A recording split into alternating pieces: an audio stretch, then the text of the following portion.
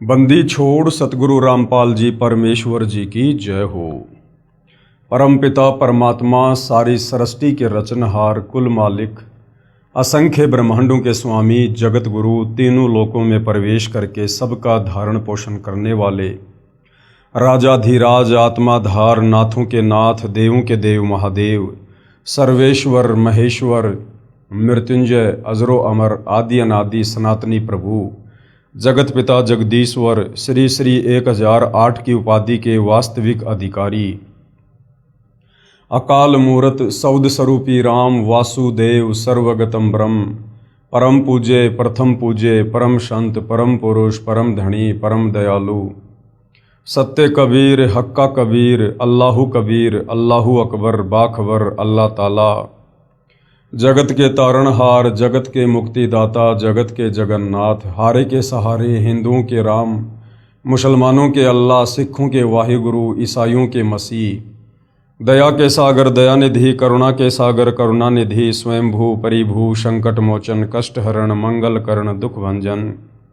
अविगत कबीर निर्विकार निर्विषम परमात्मा अलय अलेख सतगुरु आदि अनादि सतगुरु असली मर्यादा पुरुषोत्तम असली राम असली कृष्ण असली घनश्याम असली मुरारी राजाओं के राजा महाराजाओं के महाराजा शहंशाहों के शहंशाह सम्राटों के सम्राट भगवानों के भगवान अल्लाहों के अल्लाह प्रभुओं के प्रभु मसीहाओं के मसीह सच्चे वाहिगुरु बाबाओं के बाबा पीरों के पीर सेठों के सेठ जगत सेठ सावड़सा सेठ सर्वगुण संपन्न अनंत कोटि कलाओं के स्वामी अनंत कोटि ब्रह्मांडों के नायक योगियों में महायोगी ध्यानियों में महाध्यानी सिद्धों में परम सिद्ध ज्ञानियों में तत्वज्ञानी ब्रह्मज्ञानी महाज्ञानी परम ज्ञानी सर्वश्रेष्ठ ज्ञानी विज्ञानी युवा कबीर समर्थ कबीर असमवात अमित ओजा सच्चे रहनुमा करीम अल्लाह सुभान अल्लाह दुनिया के अंतिम पैगंबर 8 सितंबर 1951 से गांव धनाना जिला सोनीपत हरियाणा भारतवर्ष की पावन भूमि पे प्रकट रियल कल की भगवान श्री नारायण साकार हरि श्री बाबा साहेब नूर अनंत परमात्मा सच्चे दरवेश सच्चे बाखबर संत श्रोमणी सतगुरु रामपाल जी परमेश्वर जी के चरण कमल में आप और हम सभी भाई बहनों का अनंत कोटि दंडवत प्रणाम। सत्साई भाई और बहनों, बहुत बड़ी दया बहुत बड़ी मेहर पूज्य गुरुदेव भगवान की परमेश्वर रामपाल जी की, जिनके शुभ आशीर्वाद से विशेष आशीर्वाद से उनके सत्संगों के संग्रह के ऊपर जो पवित्र आध्यात्मिक पुस्तक ज्ञान गंगा बन चुकी है, जिस ज्ञान गंगा पुस्तक को पढ़कर लाखों लोगों ने अपने जीवन की आध्यात्मिक दिशा को बदला है, उस पवित्र पुस्तक ज्ञान गंगा के ऊपर वीडियो बनाने की श्रृंखला जारी है। इसी श्रृंखला में आज हमारा ये 23वें नंबर का वीडियो है और प्रत्येक वीडियो में पूज्य गुरुदेव भगवान के आशीर्वाद से हमें अध्यात्म के बारे में, भक्ति मार्ग के विषय में, आत्मज्ञान और परमात्म ज्ञान के विषय में बहुत कुछ समझने को मिल रहा है।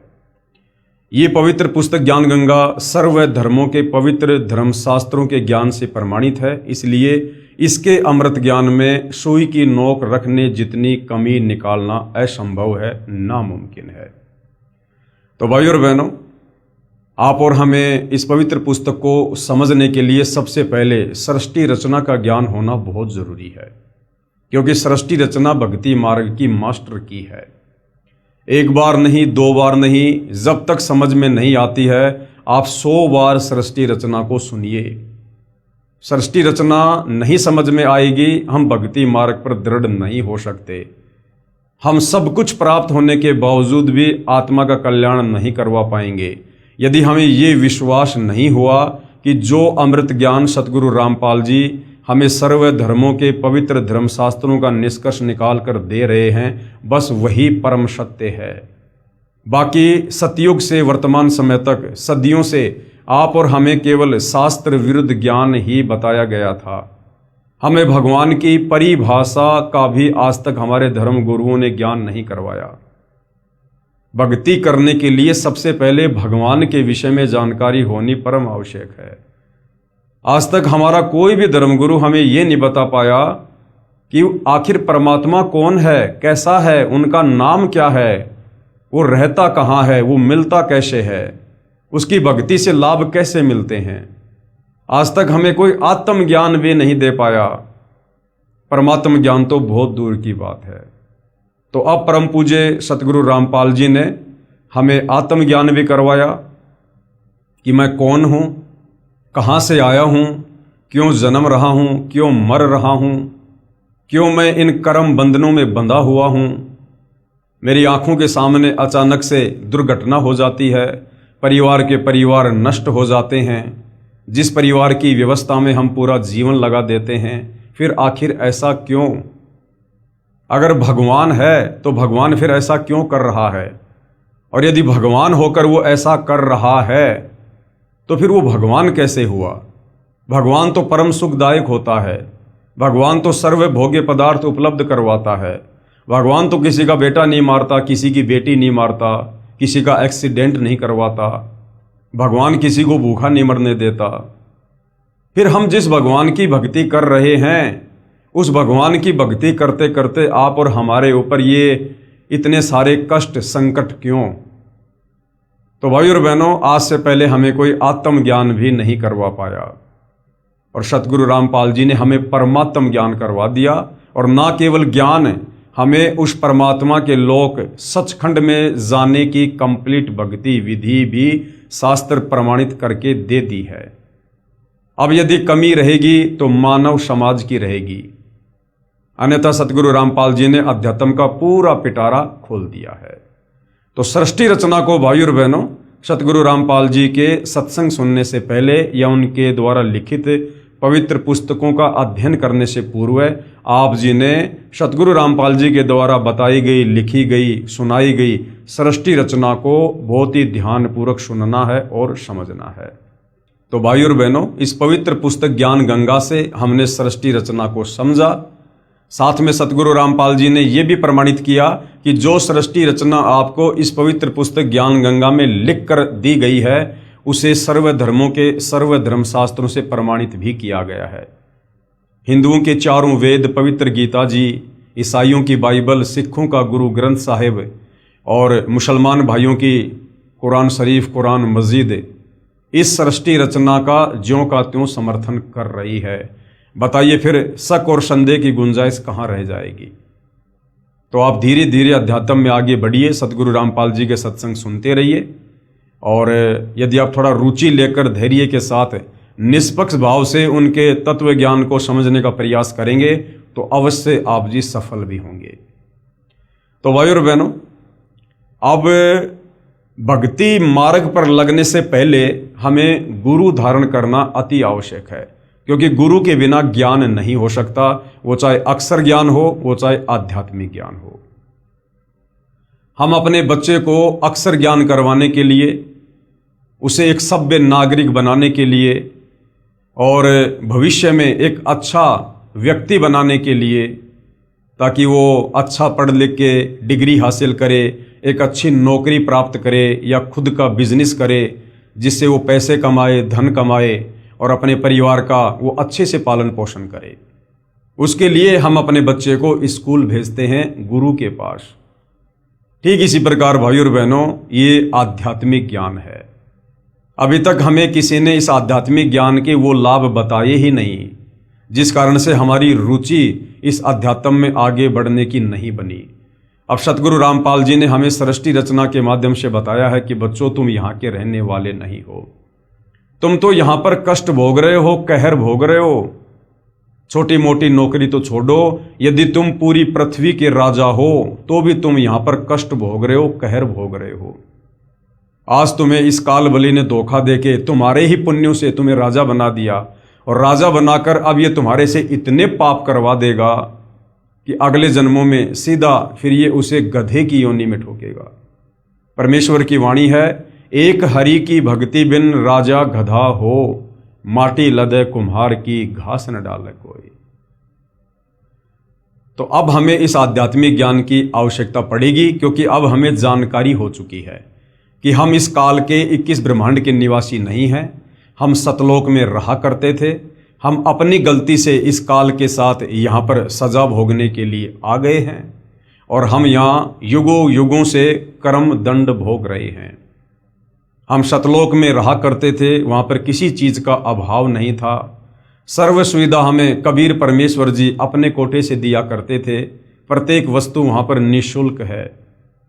वहाँ ना कोई लक 84 योनियों का कष्ट है, ना वहाँ पर नरक में जाना होता है, ना वहाँ पर तपतशिला का कष्ट है, ना वहाँ जन्म और मरण की पीड़ा है, ना वहाँ कोई कार्य करना पड़ता है, ना वहाँ पर कोई लड़ाई झगड़ा, मान मुटाग, राग द्वेष, ईर्ष्या, छल कपट, धोखाधड़ी, मिलावट, काला बाजारी, रिश्वतखोरी, चोरी, जारी, ठगी, वहाँ कुछ भी नहीं है। वो सुख सागर है, वहाँ केवल सुख ही सुख है। और हम वहाँ पर अविनाशी रूप में रहते हैं। हम कभी नहीं मरते, हम कभी भी बूढ़े नहीं होते, किसी चीज़ का अभाव नहीं है। जो हम सुना करते थे दूध, दही, शहद, अमृत जल की नदियाँ, वो सतलोक में बहा करती हैं। तो भाइयों और बहनों, ऐसे सुखमय स्थान को छोड़कर हम अपनी नादानी के चलते इस काल के बहकावे में आकर, जब ये सतलोक में तप कर रहा था, हम पतिव्रता पद से नीचे गिरकर इसके ऊपर आसक्त हो गए, जिसकी सजा आज हम यहाँ इसके 21 ब्रह्मांडों में प्राप्त कर रहे हैं। तो जब ये ज्ञान सतगुरु रामपाल जी ने हमें बताया, समझाया, उसके बाद हमारी अध्यात्म में रुचि बनी कि वास्तव में यदि हमने कोई डिग्री हासिल करनी है तो हमने सतलोक की डिग्री हासिल करनी है। यदि वास्तव में हमने कहीं पर जाकर परमानेंट नौकरी करनी है तो सतलोक में करनी है। नौकरी का मतलब सदा सदा के सुख है। तो अब भाइयों और बहनों, मानव समाज की भक्ति मार्ग में रुचि बनेगी, क्योंकि अब हमें सतगुरु रामपाल जी के आशीर्वाद से यथार्थ भक्ति मार्ग मिला है। हमें कोई वास्तव में इस सृष्टि रचना को समझाने वाला मिला है। हमें वास्तव में आज सतगुरु रामपाल जी ने बताया कि भगवान कौन है, कैसा है, कहाँ रहता है और कैसे मिलेगा। वो भगवान तो हमारे पीछे युगों युगों से पड़ा हुआ है, हमें सतलोक ले चलने के लिए। हम अपनी नादानी के चलते उन पर विश्वास नहीं कर पाते हैं, जिस कारण से हम धोखा खा जाते हैं। तो भाई और बहनों, अब हम सबकी रुचि बनेगी, क्योंकि अब हमें सृष्टि रचना का ज्ञान हो चुका है। अब हमें इस काल के 21 ब्रह्मांडों की रचना का ज्ञान हो चुका है कि क्यों इसने ब्रह्मा विष्णु महेश को एक एक गुण युक्त करके आप और हमें यहाँ पर अपने जाल में फंसा रखा है। इसको प्रतिदिन 1 लाख मानव शरीरधारी आत्माओं के सूक्ष्म शरीर से निकली वासना खानी पड़ती है, जिस कारण से ये हमें अपने भोजन के रूप में यहाँ पर पैदा करवाता है और हम इसी प्रकार से अपना कर्मदंड भोगते रहते हैं। तो भाई और बहनों, ज्ञान से भय होता है और भय से फिर इस भक्ति में रुचि बनती है। इसलिए अब पूरे विश्व का मानव समाज आने वाले समय में सतगुरु रामपाल जी की शरण में होगा और सभी लोग भक्ति करके अपनी आत्मा का कल्याण करवाएंगे। तो भाई और बहनों, अध्यात्म में सबसे पहले गुरु होना अति आवश्यक है। अब गांव गांव में, नगर नगर में गुरु बैठे हैं। कोई गेरुआ वस्त्र पहन के, कोई काला वस्त्र पहन के, कोई लाल वस्त्र पहन के, कोई पीताम्बर पहन के, कोई लंबी लंबी जटा बढ़ा के, कोई बिल्कुल सफाचट करवा के, कोई धारा प्रवाह कथा करता है, कोई संस्कृत भाषा में कथा करता है, किसी की करोड़ों में संगत है, कोई मंत्रियों के पास जाता है, किसी के पास मंत्री जाते हैं। तो हम लोग सोचते हैं कि संत महात्मा गुरुजन तो ये हैं जिनके करोड़ों में भगत हैं। लेकिन भाइयों और बहनों, बाहरी दिखावे से, बाहरी आडंबर से एक पूर्ण गुरु होने का कोई संबंध नहीं है। परमात्मा जी कहते हैं, कंठी माला सुमरणी पहनने से क्या हो, ऊपर तो ढूंढा साधु का लेकिन अंतर राख्या खोई। तो भाइयों और बहनों, हमारे शास्त्र ही हमें बताएंगे, समझाएंगे कि वास्तव में पूर्ण गुरु कौन होता है, तत्वदर्शी संत कौन होता है। तो गीता जी अध्याय 15 श्लोक नंबर 1 से 4 और 17 में, गीता अध्याय 4 श्लोक नंबर 34 में हमें तत्वदर्शी संत की पहचान बताई गई है, जो सतगुरु रामपाल जी ने हमें गीता जी को पढ़ाते समय बताया। तो अब हमें तत्वदर्शी संत की पहचान हो चुकी है, इसलिए हम आपको सीधे सीधे तत्वदर्शी संत का एड्रेस बता रहे हैं, ताकि आपको भटकना ना पड़े, भ्रमना ना पड़े, ज़्यादा टेंशन ना लेनी पड़े। तो भाई और बहनों, आज इस पृथ्वी पर वह तत्वदर्शी संत सतगुरु रामपाल जी हैं। सतगुरु रामपाल जी के पास ही इस पृथ्वी पर यथार्थ शास्त्र अनुकूल सत भक्ति मार्ग है, जिस मार्ग को अपनाकर हम इस काल बलि के इस कर्म दंड से छूटकर और अपने निज लोक सतलोक को जा सकते हैं। दूसरा कोई विकल्प, कोई तरीका नहीं है। तो भाइयों और बहनों, बहुत सारे भविष्यवक्ताओं ने भी आज से सैकड़ों वर्ष पहले परम पूज्य सतगुरु रामपाल जी के विषय में भविष्यवाणियां कर रखी हैं। पिछले वीडियो में हमने फ्रांस देश के नास्त्रदामस जी को पढ़ा, जिन्होंने सतगुरु रामपाल जी को लेकर वर्तमान समय के लिए अपनी सटीक भविष्यवाणियां कर रखी हैं, जो पूर्णतया सतगुरु रामपाल जी पर ही फिट बैठती हैं। उसके बाद और भी बहुत सारे जाने माने भविष्यवक्ता हैं जिन्होंने वर्तमान समय में सतगुरु रामपाल जी को लेकर भविष्यवाणियां की हैं और वर्तमान समय की परिस्थितियों को लेकर भी भविष्यवाणियां की हैं, और प्रत्येक की भविष्यवाणियां सत्य साबित भी होती आ रही हैं। तो आगे की भविष्यवाणियां भी सत्य ही साबित होंगी। और यदि सतगुरु रामपाल जी ने अपनी पवित्र पुस्तक ज्ञान गंगा में उन भविष्यवाणियों का समावेश किया है, तो निसंदेह वो भविष्यवाणियां समय आने पर सत्य ही साबित होंगी। तो सतगुरु रामपाल जी को लेकर और किन किन भविष्यवक्ताओं ने भविष्यवाणियां की हुई हैं, ताकि इन भविष्यवाणियों को देखकर हमारा विश्वास और अधिक दृढ़ हो कि वास्तव में हम पूर्ण संत की शरण में हैं, तत्वदर्शी संत की शरण में हैं।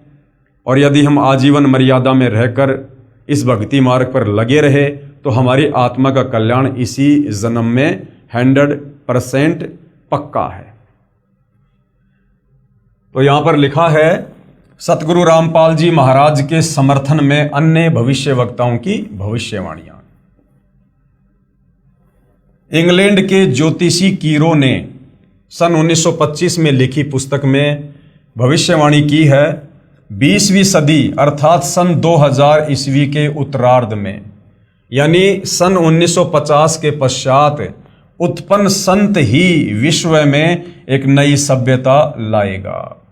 तो सतगुरु रामपाल जी का जो प्राकाट्य है वो 8 सितंबर 1951 को हुआ, यानी 20वीं सदी जब आधी गुजर गई 1950, उसके बाद जो संत प्रकट होगा और पूरे विश्व में आध्यात्मिक क्रांति के द्वारा परिवर्तन लेकर आएगा, तो ये सतगुरु रामपाल जी के ऊपर बिल्कुल सटीक बैठती है, क्योंकि 8 सितंबर 1951 को सतगुरु रामपाल जी का धरती पर प्राकाट्य होता है। सन 1950 के बाद उत्पन्न संत ही विश्व में एक नई सभ्यता लाएगा। अब भाइयों और बहनों, कुछ एक शब्द ऐसे हैं जो सतगुरु रामपाल जी के साथ में यदि हम प्रयोग करेंगे तो थोड़े से विरोधाभास वाली बात हो जाती है, क्योंकि ये जितने भी भविष्यवक्ता हैं ये केवल अपने पूर्व जन्मों की भक्ति कमाई के कारण ये भविष्य को देखते हैं, और जैसा ये लोग देखते हैं वैसा ही ये लोग लिख देते हैं, बता देते हैं। इन्हें संत के विषय में, भक्ति के विषय में, भक्ति मार्ग के विषय में इन्हें कुछ नहीं पता होता है। ये केवल उतना ही बताते हैं जितना ये लोग देखते हैं। तो यहाँ पर बार बार जो सतगुरु रामपाल जी के नाम के साथ में उत्पन्न होना या फिर जन्म लेना, इस प्रकार के जो शब्द प्रयोग होते हैं, ये शब्द उचित नहीं है। आप और हमें अब ज्ञान हो चुका है, बातें समझ में आ चुकी हैं कि सतगुरु रामपाल जी स्वयं सतलोक से चलकर इस धरती पर प्रकट हुए हैं। ये स्वयं जगत के तारणहार हैं, सर्व सृष्टि के रचनहार हैं। ये स्वयं ही कबीर परमेश्वर हैं, क्योंकि कबीर परमेश्वर जी के अलावा इस काल के 21 ब्रह्मांड में सृष्टि रचना के विषय में कोई नहीं बता सकता है। इस काल, दुर्गा और ब्रह्मा विष्णु महेश की उत्पत्ति के विषय में उस कबीर परमेश्वर जी के अलावा इस 21 ब्रह्मांड में और कोई नहीं बता सकता है। सत्संग इस 21 ब्रह्मांड में पूर्ण परमेश्वर कबीर जी के अलावा और कोई भी नहीं कर सकता है। बाकी लोग कहते जरूर हैं कि हम सत्संग करते हैं, लेकिन वो यथार्थता नहीं है, उनमें सत्यता नहीं है। और तत्वदर्शी संत की भूमिका केवल कबीर परमात्मा जी ही निभाते हैं। और वो कबीर परमात्मा जब यहाँ पर सतगुरु रूप में प्रकट होता है तो वो किसी माँ के गर्भ से जन्म लेकर नहीं आता है। ना सतगुरु जननी जने जाके माना बाप, पिंड ब्रह्मण से रहित है ना वहां तीनों ताप। सतगुरु कभी भी जननी से जन्म नहीं लेता है। अब भाइयों और बहनों, परिस्थितियों के अनुसार, देश काल और परिस्थितियों के अनुसार ये कबीर परमात्मा कुछ भी लीला कर सकते हैं। हमारी चरम दृष्टि को धोखा देते हुए, इस काल बलि को धोखा देते हुए ये परमात्मा वर्तमान समय 8 सितंबर 1951 को हुए तो हैं प्रकट, लेकिन लीला ऐसी अजब गजब करते हैं कि जैसे उनका मां के गर्भ से जन्म हुआ है। ये भाइयों और बहनों बहुत ही एक लंबा विषय है। इसके ऊपर दास बहुत सारे वीडियो बना चुका है, आप जी सोशल मीडिया पर देख सकते हैं कि सतगुरु रामपाल जी का जन्म हुआ है या फिर वे प्रकट हुए हैं। आपको भली भांति समझ में आ जाएगा। तो ये भविष्य वक्ता जैसा देखते हैं, यानी जितना इनकी बुद्धि काम करती है ये केवल उतना ही बता सकते हैं। तो क्या कहा गया है, 20वीं सदी अर्थात सन 2000 ईस्वी के उत्तरार्ध में सन 1950 के पश्चात उत्पन्न संत ही विश्व में एक नई सभ्यता लाएगा, जो कि सतगुरु रामपाल जी के लिए इशारा है, जो संपूर्ण विश्व में फैल जाएगी। भारत का वह एक व्यक्ति, अब देखिए सतगुरु रामपाल जी व्यक्ति नहीं है। अब दिखाई जरूर एक व्यक्ति की बातें दे रहे हैं, दिखाई जरूर एक साधारण से आदमी या संत की तरह दिखाई दे रहे हैं, लेकिन इनका जो व्यक्तित्व है वो पिछली भविष्यवाणी में नास्त्रदमस जी ने बता दिया कि वो तेज पुंज का धनी होगा। उसका जो व्यक्तित्व है वो तेज पुंज का होगा। अब एक होता है तेज पुंज यानी नूरी शरीर, और एक होता है 5 तत्व का शरीर। जैसे आप और हमारा ये 5 तत्व से बना शरीर है, हाड़ मांस साम लार टट्टी पेशाब थूक, और जो नूरी शरीर होता है वो पारदर्शी होता है। जैसे कबीर परमेश्वर जी के विषय में वेदों में कहा गया है कि कबीर मनीषी परिभू शुक्रम अकायम ऐसा नावीरम, कि उसका जो शरीर है वो माता पिता के सहयोग से नहीं होगा, वो नाड़ियों के सहयोग से नहीं होगा, हाड़ मांस का नहीं होगा। तो भाइयों और बहनों, जैसा इस काललोक की व्यवस्था है उस व्यवस्था के अनुसार परमेश्वर आप और हमें ये आध्यात्मिक ज्ञान समझाने के लिए एक आम व्यक्ति बनकर, एक आम संत बनकर भूमिका करते हैं। परंतु असल में जिस दिन हमारी आध्यात्मिक चेतना जागृत होगी, हम पूर्ण संत की परिभाषा से, तत्वदर्शी संत की परिभाषा से परिचित होंगे, तब हमें पता चलेगा कि वास्तव में सतगुरु रामपाल जी कौन हैं और वो जन्म लेते हैं या फिर वे प्रकट होते हैं। जो संपूर्ण विश्व में फैल जाएगी, भारत का वह व्यक्ति सारे संसार में ज्ञान क्रांति ला देगा। उसके बाद में भविष्य वक्ता श्री वेजिलेटिन के अनुसार 20वीं सदी के उत्तरार्ध में यानी 1950 के बाद में विश्व में आपसी प्रेम का अभाव, मानवता का हास यानी गिरावट, और माया की संग्रह की दौड़ यानी दुनिया केवल पैसा पैसा लूटना चाहेगी, लूट व राजनेताओं का अन्यायी हो जाना आदि आदि बहुत से उत्पात देखने को मिलेंगे और बखूबी देखने को मिल भी रहे हैं। जैसा भविष्यवाणी में लिखा है सन 1950 के बाद वैसा ही होता आया है। परंतु भारत से उत्पन्न हुई शांति, अब भारत से शांति कैसे उत्पन्न होगी? एक बार तो पूरे विश्व में आने वाले समय में अशांति होगी, क्योंकि हम युग परिवर्तन के दौर में हैं। हम वर्तमान में मई 2026 में ये वीडियो बना रहे हैं और 2028 का जो समय है वो युग परिवर्तन का निर्धारित समय है। और आगे आप जी भविष्यवाणी में पढ़ोगे कि युग परिवर्तन प्रकृति का अटल नियम है। तो एक बार तो भाइयों और बहनों अशांति आएगी, लेकिन उसके बाद सतगुरु रामपाल जी के आशीर्वाद से पूरे विश्व में जो शांति आएगी वो हजारों साल तक स्थिर रहेगी। परंतु भारत से उत्पन्न हुई शांति भ्रातृत्व भाव पर आधारित नई सभ्यता संसार में देश प्रांत और जाति की सीमाएं तोड़कर विश्व भर में अमन व चैन उत्पन्न कर देगी। यानी सतगुरु रामपाल जी के तत्व ज्ञान के प्रभाव से आने वाले समय में युग परिवर्तन के बाद जितनी अच्छी आत्माएं धरती पर बचेंगी वे सभी आत्माएं सतगुरु रामपाल जी की शरण में होंगी। और सतगुरु रामपाल जी का नारा है कि जीव हमारी जाति है, मानव धर्म हमारा, हिंदू मुस्लिम सिख ईसाई धर्म नहीं कोई न्यारा। केवल पूरी पृथ्वी पर एक आदि सनातन धर्म रह जाएगा। तो उसके बाद में आपसी भाईचारा, प्रेम भाव, शांति, ये जाति और धर्म की दीवारें ढहा दी जाएंगी। सबको अपनी औकात का, अपनी हैसियत का पता चल जाएगा कि हम तो जीव संज्ञा में हैं, चाहे देश का प्रधानमंत्री क्यों ना है। अगर कल को लकवा मार गया, 2 कोड़ी का जीव है। इस काल ने जबरदस्ती हमारे अंदर गुब्बारे की तरह हवा भरा के आसमान में छोड़ रखा है। अंदर से हम बिल्कुल खाली हैं, कुछ लेना देना नहीं है। आज प्रधानमंत्री हैं, भक्ति नहीं की, कल को गधा बना के छोड़ देगा। तो इस ज्ञान से लोगों को पता चलेगा कि हम क्यों माया की दौड़ में भाग रहे हैं। हमने सब कुछ यहीं छोड़ के चले जाना है। ना कोई लेके आया, ना कोई लेके जाएगा।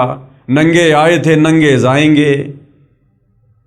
तो हमें ये आध्यात्मिक ज्ञान से पता चलेगा कि हमने तो यहां पर मनुष्य जन्म प्राप्त करके, पूर्ण संत की खोज करके अपनी आत्मा का कल्याण करवाना चाहिए था, ताकि हम गधे, कुत्ते, सूअर बनने से बचें, नरक में जाकर पीड़ा भोगने से बचें, तपस्या के कष्ट से बचें, जन्म मरण और बुढ़ापे की पीड़ाओं से हम बचें।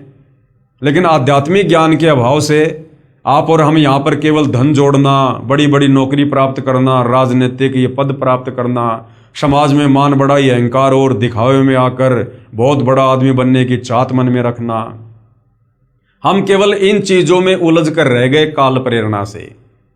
अब सतगुरु रामपाल जी ने हमें भक्ति मार्ग से जोड़कर, हमें आध्यात्मिक ज्ञान से परिचित करवाकर, आत्म और परमात्म ज्ञान से रूबरू करवाकर अब हमारी आंखें खोल दी हैं, जो आंखें हमारी इस काल ने बंद कर रखी थी।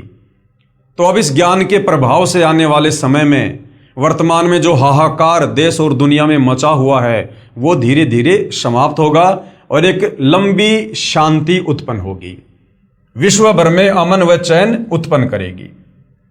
उसके बाद में अमेरिका की महिला भविष्यवक्ता है जीन डिक्सन। इनके अनुसार 20वीं सदी के अंत से पहले, यानी सन 2001 से पहले, विश्व में एक घोर हाहाकार तथा मानवता का संहार होगा। वैचारिक युद्ध के बाद आध्यात्मिकता पर आधारित एक नई सभ्यता संभवतः भारत के ग्रामीण परिवार के व्यक्ति के नेतृत्व में जमेगी और संसार से युद्ध को सदा सदा के लिए विदा कर देगी।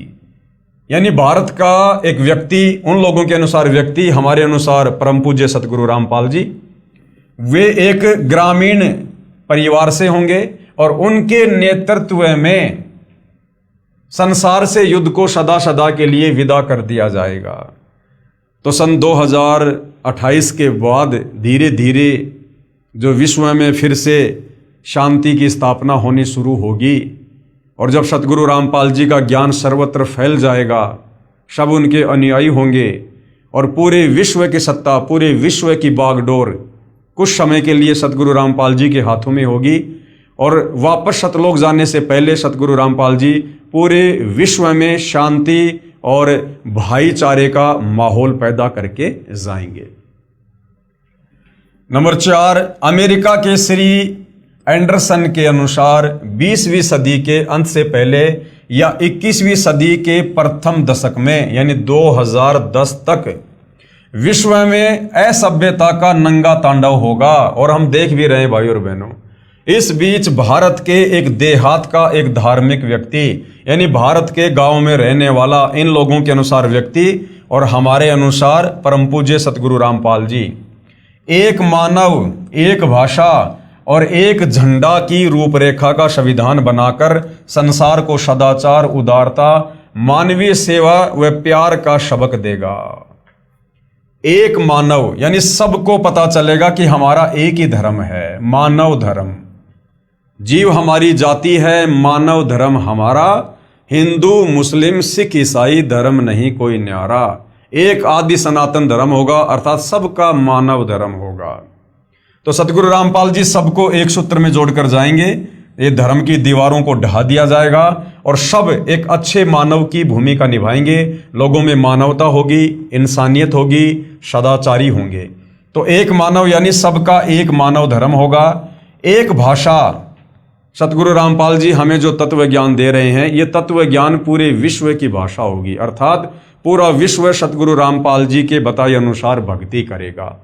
और एक झंडे का मतलब है पूरे विश्व में सतगुरु रामपाल जी का ही साम्राज्य होगा। यह है मसीहा। अब देखिए भाई और बहनों, ये जो भविष्य वक्ता होते हैं ये कभी तो कह रहे हैं कि व्यक्ति, फिर कह रहे हैं कि एक मसीहा। अब मसीहा में और व्यक्ति में रात और दिन का अंतर होता है। एक व्यक्ति कभी मसीहा नहीं हो सकता। मसीहा का मतलब है परमात्मा, भगवान, मालिक।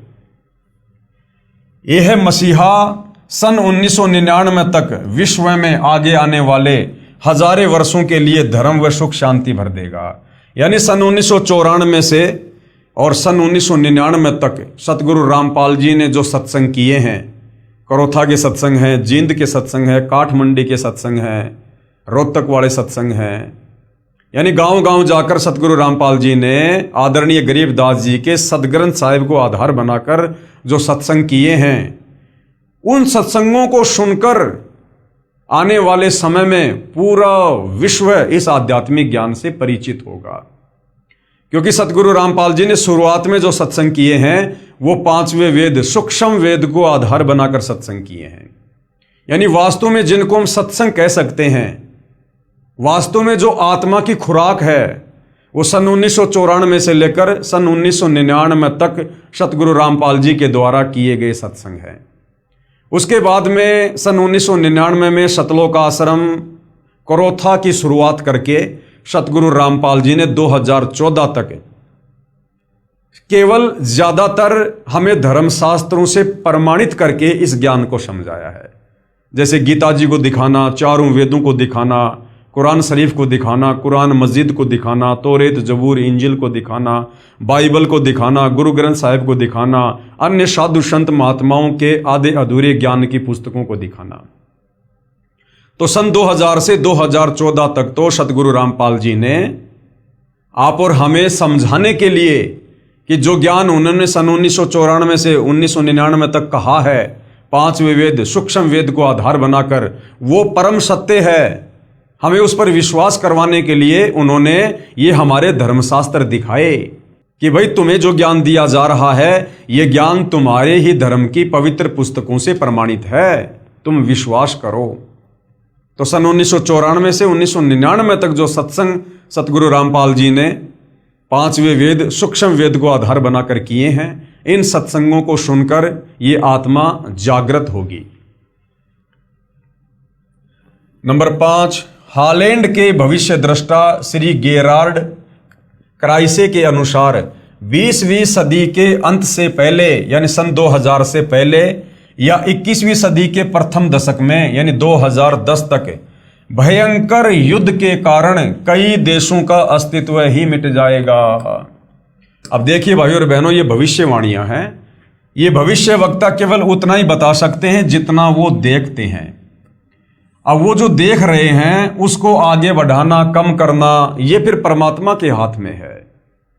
सतगुरु जो चाहे सो कर ही, 14 कोटि दूत यम डर ही, ओत भूत जम त्रास निवारे और चित्र गुप्त के कागज पाड़े। कहते मासा घटे ना तिल बदे विधाता लिखे जो लेख। ये भविष्य वक्ता जो बता रहे हैं ये विधाता का लिखा हुआ लेख था। मासा घटे ना तिल बदे विधाता लिखे जो लेख, पर साचा सतगुरु मेट कर ऊपर मार दे मेख।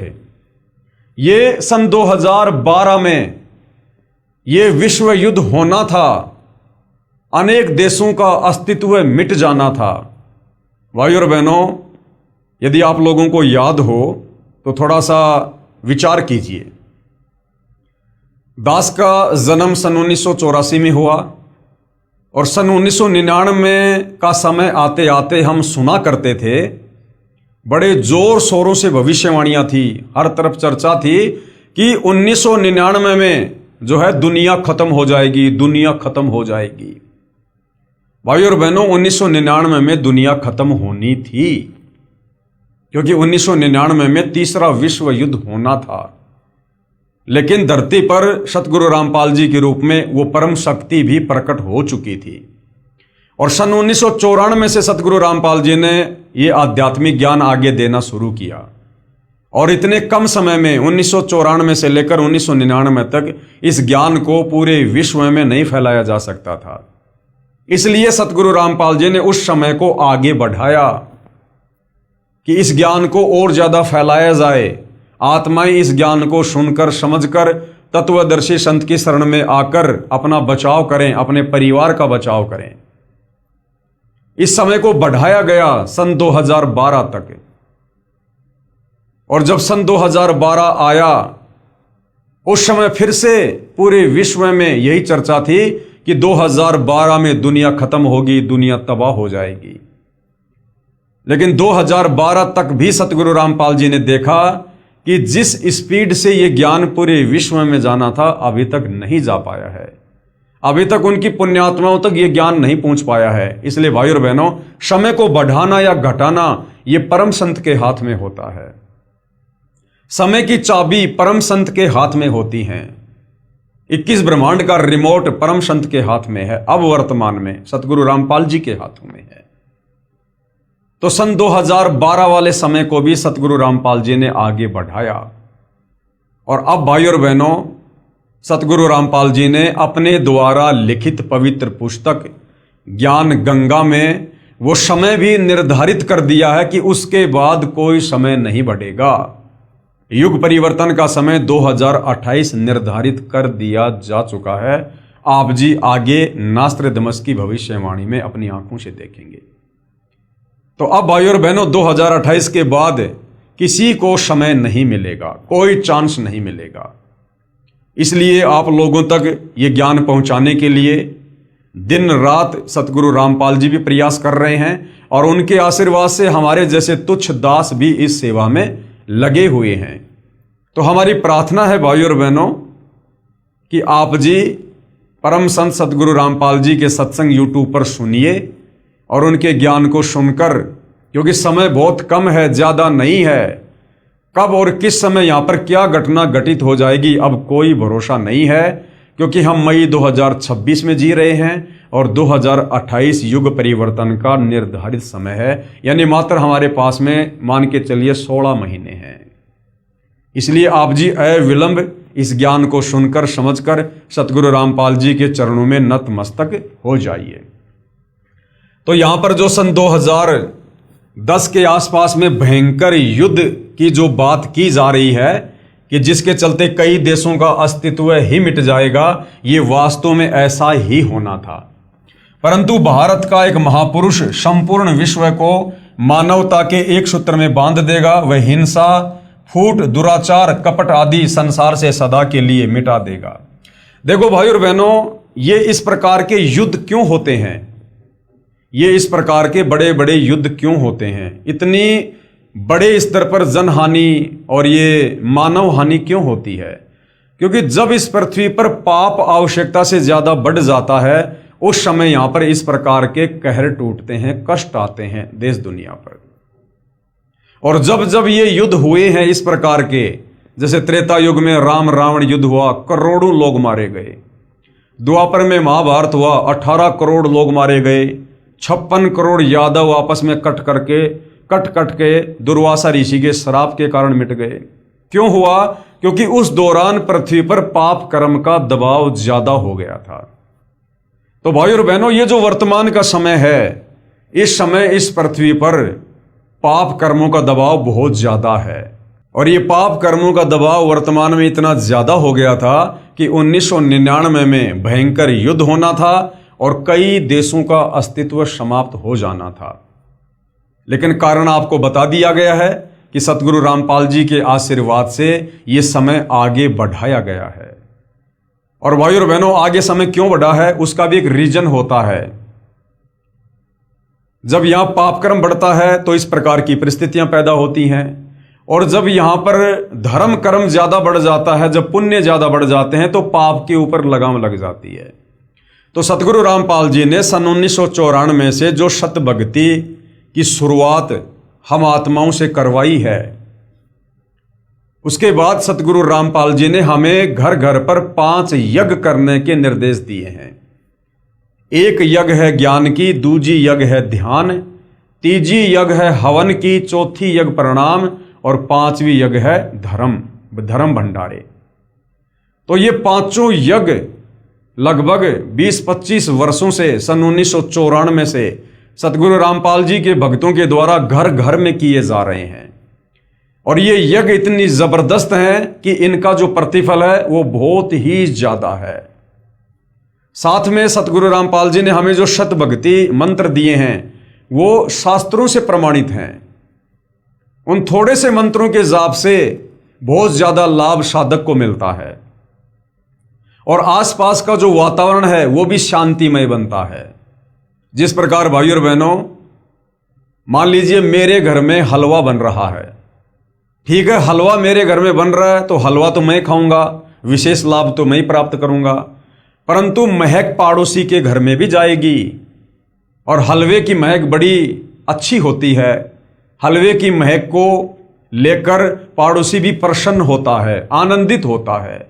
इसी प्रकार सतगुरु रामपाल जी ने जो शास्त्र अनुकूल शत भक्ति दी है, जो 5 यज्ञ वे अपने अनुयायियों से घर घर में करवा रहे हैं, उनके भगत जो शत भक्ति मंत्रों का जाप कर रहे हैं, जो इन देवताओं के बीज मंत्र हैं, मूल मंत्र हैं, परमेश्वर के मंत्र हैं, और सतगुरु रामपाल जी के मुख कमल से जो सत्संग गांव गांव नगर नगर घर घर में चल रहे हैं, परम संत के मुख से उच्चारित वाणी से ऑटोमेटिक शांतिमय माहौल पैदा होता है, क्योंकि ये आत्मा की खुराक है।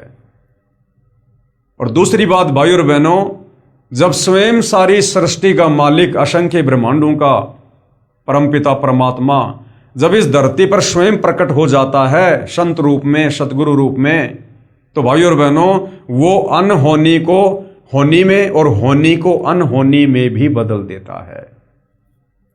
कहते हैं कि आग लगी आकाश में और झड़ झड़ पड़े अंगार। आग लगने का मतलब है पाप कर्म जब बहुत ज्यादा बढ़ जाते हैं तो झड़ झड़ पड़े अंगार, यानी जीवों के ऊपर फिर परेशानी आती है, कष्ट आते हैं, यह कर्म दंड के कारण हाहाकार मच जाता है। तो कहते हैं आग लगी आकाश में झड़ झड़ पड़े अंगार, और भाई संत ना होता धरती पर तो जल मरता संसार। तो भाई और बहनों, समझदार को संकेत ही काफी है। ये जो भी थोड़ी बहुत शांति आप जी वर्तमान में देख रहे हैं, ये सतगुरु रामपाल जी के पावन चरण कमल भारत देश की धरती पर प्रकट हैं, और साथ में उनके भक्तों के द्वारा जो शत भक्ति मर्यादा में रहकर की जा रही है। घर घर में जो हवन यज्ञ हो रहा है, 5 यज्ञ हो रही हैं, सतगुरु रामपाल जी की वाणियां चल रही हैं, इससे भाई और बहनों ये 2028 तक ये माहौल थोड़ा शांतिमय है। लेकिन पूरा विश्व इस भक्ति को इतनी आसानी से स्वीकार नहीं करेगा। इसलिए भाई और बहनों 2028 तक अशांति होना भी जरूरी है। जो लोग इस भक्ति को स्वीकार नहीं करेंगे, धर्म कर्म नहीं करेंगे, वो लोग इस संसार को छोड़कर जाएंगे। अर्थात यहां पर बहुत ही कम जनसंख्या शेष रह जाएगी। आप जी भविष्य मालिका में भी देखते हैं किस प्रकार से भविष्यवाणियां की हुई हैं कि पूरे विश्व की जनसंख्या मात्र 64 करोड़ रह जाएगी, जो वर्तमान में लगभग 800 करोड़ के आसपास है। तो विचार कीजिए भाई और बहनों किस स्तर पर जनहानि होगी। अब भाई और बहनों हम ये भी नहीं कह सकते कि मात्र 64 करोड़ ही बचेंगे, क्योंकि परमात्मा स्वयं धरती पर सतगुरु रामपाल जी के रूप में प्रकट हैं, और ये परमात्मा कुछ भी कर सकता है। ये तिल की ओट में पहाड़ को भी छुपा सकता है। तो भाई और बहनों, जिन्होंने अपना बचाव करना है, अपने परिवार का बचाव करना है, और विशेष तौर पर भाई और बहनों अपनी आत्मा का कल्याण करवाना है, तो समय रहते सतगुरु रामपाल जी के सत्संगों को सुनकर समझकर उनकी शरण में जरूर आना चाहिए। परंतु भारत का एक महापुरुष संपूर्ण विश्व को मानवता के एक सूत्र में बांध देगा। वह हिंसा, फूट, दुराचार, कपट आदि संसार से सदा के लिए मिटा देगा। अमेरिका के भविष्यवक्ता श्री चार्ल्स क्लार्क के अनुसार 20वीं सदी के अंत से पहले, यानी सन 2000 से पहले, एक देश विज्ञान की उन्नति में सब देशों को पछाड़ देगा, यानी अमेरिका। परंतु भारत की जो प्रतिष्ठा है विशेषकर इसके धर्म और दर्शन से होगी। लेकिन भारत देश की जो पहचान होगी वो विज्ञान से नहीं होगी, अध्यात्म से होगी, भक्ति मार्ग से होगी, और वो आने वाले समय में 2028 के बाद होगी, जिससे पूरा विश्व अपना लेगा। ये धार्मिक क्रांति 21वीं सदी के प्रथम दशक में संपूर्ण विश्व को प्रभावित करेगी और मानव को आध्यात्मिकता पर विवश कर देगी।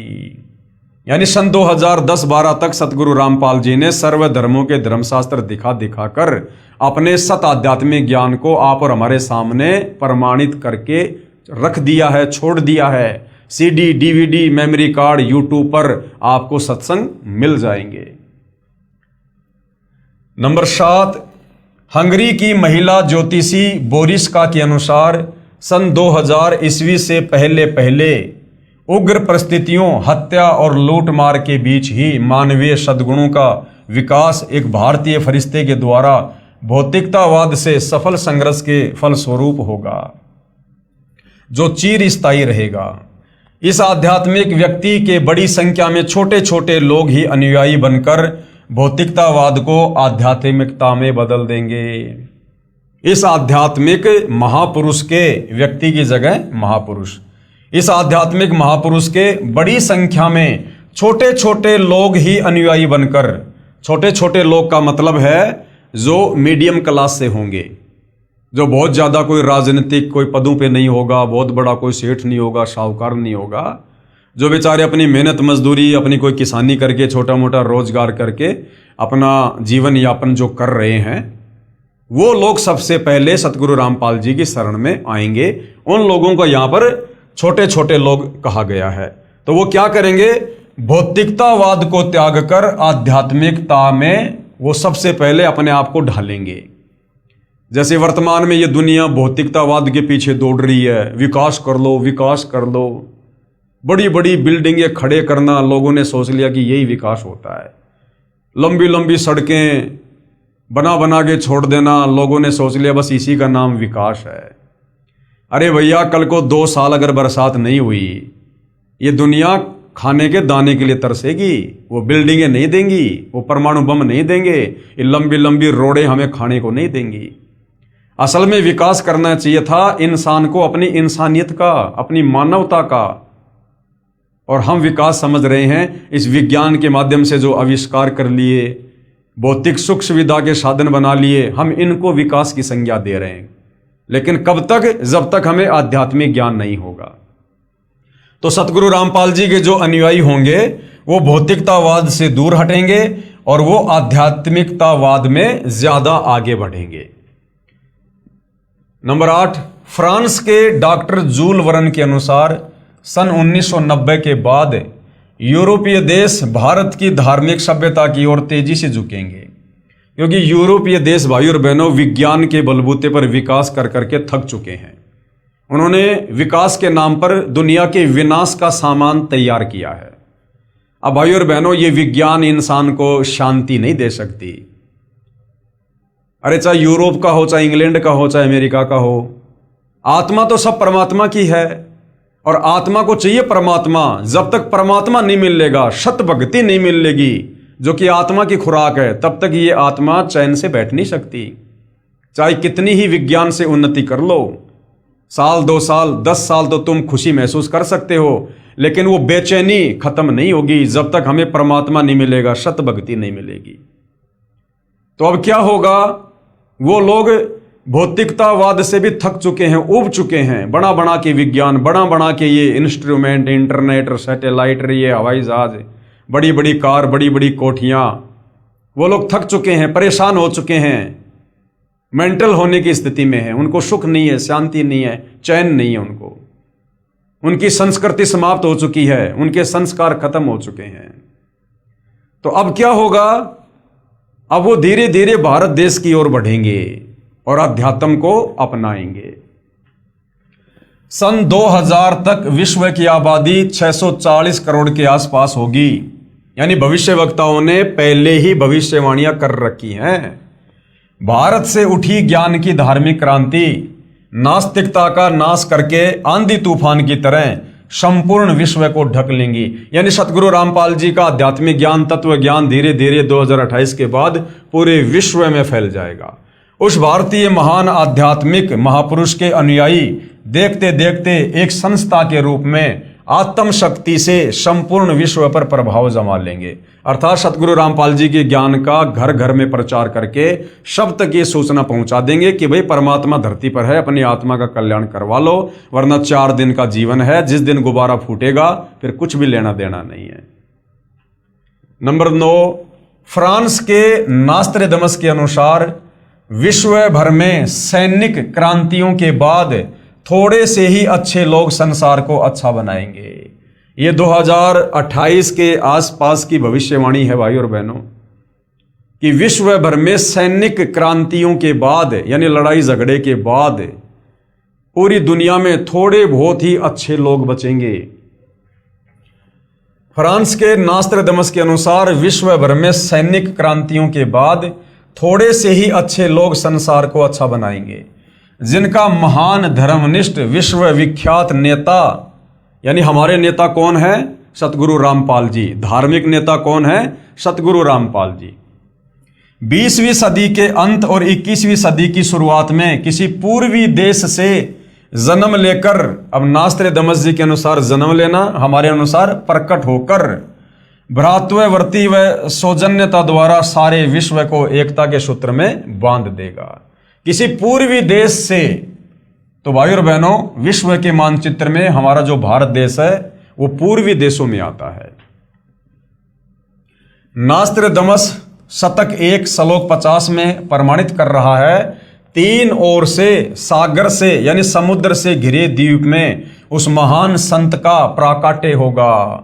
तो भाई और बहनों हमारा जो देश है वो 3 ओर से सागर से जो है वो आच्छादित है, यानी हिंद महासागर। जो देश 3 ओर से सागर से ढका होगा, समुद्र से ढका होगा, तो हमारा जो भारत देश है वो 3 तरफ जो है समुद्र से ढका हुआ है। 3 ओर से सागर से घिरे द्वीप में उस महान संत का जन्म होगा। उस समय तत्व ज्ञान के अभाव से अज्ञान अंधेरा होगा, नैतिकता का पतन होकर हाहाकार होगा। वह सायरन यानी वह धार्मिक नेता गुरुवर अर्थात गुरुजी को वर यानी श्रेष्ठ मानकर अपनी साधना करेगा तथा करवाएगा। वह धार्मिक नेता यानी तत्वदर्शी संत अपने धर्म बल अर्थात भक्ति की शक्ति से तथा तत्व ज्ञान द्वारा सर्व राष्ट्रों को यानी सभी देशों को नतमस्तक करेगा। आने वाले समय में जो भी देश भारत की ओर लड़ाई झगड़े की मनसा से मुंह उठाएगा वो मुंह की खाएगा। अंत में उनको नतमस्तक होना पड़ेगा। जिस कदर वो लोग भारत में तबाही मचाना चाहेंगे उस कदर तबाही सतगुरु रामपाल जी नहीं मचाने देंगे। एशिया में उसे रोकना अर्थात उसके प्रचार में बाधा करना पागलपन होगा। शतक 1 50 सेंचुरी कन्ना 50। आगे हैं 10 नंबर। इजराइल के प्रोफेसर हरार के अनुसार भारत देश का एक दिव्य महापुरुष, अब देखिए कोई तो कह रहा है दिव्य महापुरुष, कोई कह रहा है व्यक्ति, कोई कह रहा है मसीहा, कोई कहता है धार्मिक नेता। तो ये भविष्य वक्ता भाई और बहनों, कुछ तो इनको भविष्य के जो है दर्शन होते हैं, कुछ फिर ये अपनी थोड़ी बहुत अटकलबाजी लगा देते हैं, क्योंकि ये बेचारे आध्यात्मिक ज्ञान से अपरिचित होते हैं, जिस कारण से इनको नहीं पता होता है कि परमात्मा प्रकट होता है या जन्म लेता है या परमात्मा कौन है कैसा है, इनको नहीं पता होता है। भारत देश का एक दिव्य महापुरुष मानवतावादी विचारों से सन 2000 ईस्वी से पहले यानी 1994 से सन 2000 तक आध्यात्मिक क्रांति की जड़ें मजबूत कर लेगा। यानी सूक्ष्म वेद पर सन 1994 से 1999 तक सत्संग करके और काफी आत्माओं को जगा देगा। वह सारे विश्व को उनके विचार सुनने को बाध्य होना पड़ेगा और आने वाले समय में पूरा विश्व उनके सत्संग सुनेगा, बाध्य होना पड़ेगा, मजबूरी में सुनेंगे लोग, क्योंकि दूसरा कोई विकल्प नहीं होगा। आने वाले समय में 2028 तक लोगों को अपनी जान बचाने के लिए धरती पर कोई दूसरा समाधान नजर नहीं आएगा। ये देवी देवता, ये मंदिर चर्च गुरुद्वारे, ये कुछ भी काम नहीं आएंगे। ये पत्थरों के देव महादेव ये नहीं बचा पाएंगे। तो सतगुरु रामपाल जी ही अंत में एकमात्र विकल्प होंगे। तो मजबूरन फिर लोगों को सतगुरु रामपाल जी के शरण में आना पड़ेगा। सारे विश्व को उनके विचार सुनने को बाध्य होना पड़ेगा। भारत के अधिकतर राज्यों में राष्ट्रपति शासन होगा। ये 2028 के आसपास के लिए भविष्यवाणी है। ये भारत देश के अधिकतर राज्यों का मतलब है भारत देश के जितने भी स्टेट हैं उनमें से ज्यादातर स्टेट में राष्ट्रपति शासन लगेगा, आर्मी शासन लगेगा, इमरजेंसी लगेगी। भारत के अधिकतर राज्यों में राष्ट्रपति शासन होगा, पर बाद में नेतृत्व धर्मनिष्ठ वीर लोगों पर होगा जो एक धार्मिक संगठन के आश्रित होंगे। और ये भारत देश के जो राजनेता हैं, मंत्री, प्रधानमंत्री, राष्ट्रपति, ये हाथ खड़े कर देंगे आने वाले समय में। और उसके बाद सतगुरु रामपाल जी के भक्तों के हाथों में भारत देश की कमान होगी। और जैसा सतगुरु रामपाल जी कहेंगे उसके बाद वैसा ही वो भगत करेंगे, जिससे फिर पूरे विश्व में धीरे धीरे धीरे धीरे शांति की स्थापना होगी। नंबर 11, नॉर्वे के श्री आनंदाचार्य की भविष्यवाणी के अनुसार सन 1998 के बाद एक शक्तिशाली धार्मिक संस्था भारत में प्रकाश में आएगी, जिसके स्वामी यानी जिसके मालिक एक गृहस्थ महापुरुष की आचार संहिता का पालन संपूर्ण विश्व करेगा। धीरे धीरे भारत औद्योगिक, धार्मिक और आर्थिक दृष्टि से विश्व का नेतृत्व करेगा और उसका विज्ञान यानी आध्यात्मिक तत्व ज्ञान ही पूरे विश्व को मान्य होगा। यानी आने वाले समय में हमारा भारत देश विश्व के सर्व राष्ट्रों में सर्वोपरि होगा, जगत गुरु होगा, धर्म गुरु होगा, विश्व गुरु होगा और सर्व संपन्न देश होगा। केवल सतगुरु रामपाल जी के प्रयास से, इस भक्ति के चलते। उपरोक्त भविष्यवाणियों के अनुसार ही आज विश्व में घटनाएं घट रही हैं। युग परिवर्तन प्रकृति का अटल सिद्धांत है। ध्यान से पढ़ लो भाई और बहनों। जो युग परिवर्तन जिसका निर्धारित समय सतगुरु रामपाल जी ने इसी पुस्तक में आगे सन 1905 से लेकर 1928 तक अन्य भविष्य वक्ताओं से रखवा दिया है। तो यहां पर क्या कहा जा रहा है कि वो युग परिवर्तन प्रकृति का अटल सिद्धांत है। यानी ये युग परिवर्तन वर्तमान में भी होके रहेगा। और जब जब युग परिवर्तन होता है भयंकर त्राहिमाम होता है। वैदिक दर्शन के अनुसार 4 युगों सतयुग, त्रेतायुग, द्वापर और कलयुग की व्यवस्था है। जब पृथ्वी पर पापियों का एक छत्र साम्राज्य हो जाता है, आज हो गया भाई और बहनों, आज इन राजनेताओं का और इन पूंजीपतियों का एक छत्र साम्राज्य है। गरीब आदमी की कोई वैल्यू नहीं है, ना उसकी इज्जत सुरक्षित है, ना उसका धन सुरक्षित है, ना उसका धंधा सुरक्षित है। तो भाई और बहनों, अब वो समय आ गया है, धरती पर अधर्म और पाप बढ़ चुका है। और थोड़ी बहुत शांति जो आप महसूस कर रहे हो, ये सतगुरु रामपाल जी के पावन चरण कमलों के द्वारा है, वरना अब तक तो यहां पर महाविनाश हो जाना था। जब पृथ्वी पर पापियों का एक छत्र साम्राज्य हो जाता है तब क्या होता है? ध्यान से सुनो भाई और बहनों, हम भक्तों के लिए बहुत ही विशेष टॉपिक है। जब पृथ्वी पर पापियों का एक छत्र साम्राज्य हो जाता है तब भगवान कौन? परमात्मा कबीर देव पृथ्वी पर मानव रूप में प्रकट होता है।